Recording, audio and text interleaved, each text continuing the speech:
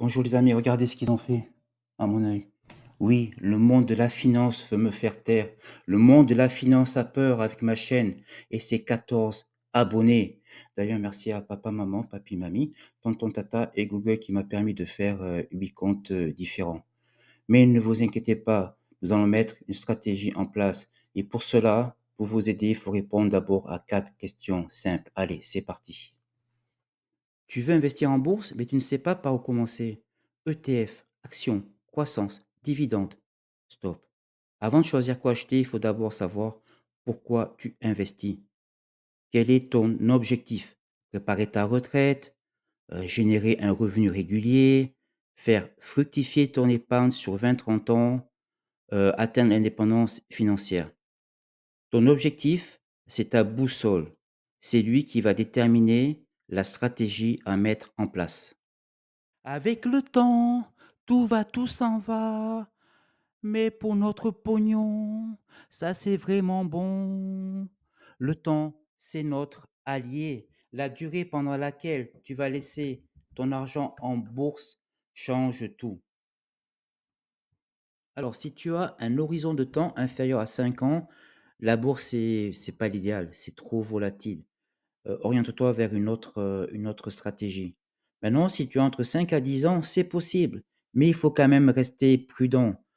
Prendre peu de risques, va par exemple sur des ETF larges. Maintenant, si tu as 10 ans ou plus, c'est parfait.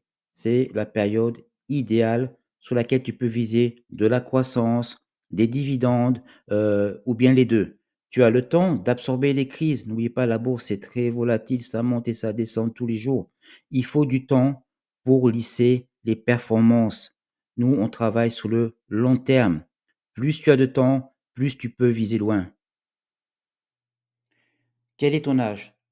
Entre Claire, 30 ans, qui est à fond dans la tech, et Pascal, 55 ans, c'est moi, qui veut arroser ses tomates avec ses dividendes, c'est clair que l'on n'aura pas le même portefeuille. L'âge, c'est aussi un levier. Si tu as entre 20 et 35 ans, tu n'as pas besoin de revenus maintenant. Ton but, c'est de faire grossir ton capital sur le long terme. Tu choisis des actions de croissance, des entreprises qui réinvestissent leurs bénéfices pour se développer. Je donne un exemple d'une entreprise polonaise, Dino Polska. Tu cherches la plus-value, pas le dividende. Le revenu, ça sera pour plus tard. Si tu as entre 35 et 50 ans, tu peux faire un mix entre la croissance et les dividendes. Tu veux encore faire croître ton portefeuille, mais tu commences à apprécier les petits revenus réguliers. Tu choisis des actions équilibrées, stables, solides, qui versent un dividende raisonnable. Par exemple, une action française, Air Liquide. Tu prépares ton avenir sans négliger le présent. Si tu as 50 ans et plus, tu veux des revenus stables. L'objectif, c'est de sécuriser ton capital et de générer des revenus passifs chaque année. Tu choisis des actions à dividendes élevés et réguliers, parfois moins dynamiques mais plus prévisibles. Par exemple, une action française, Total Énergie.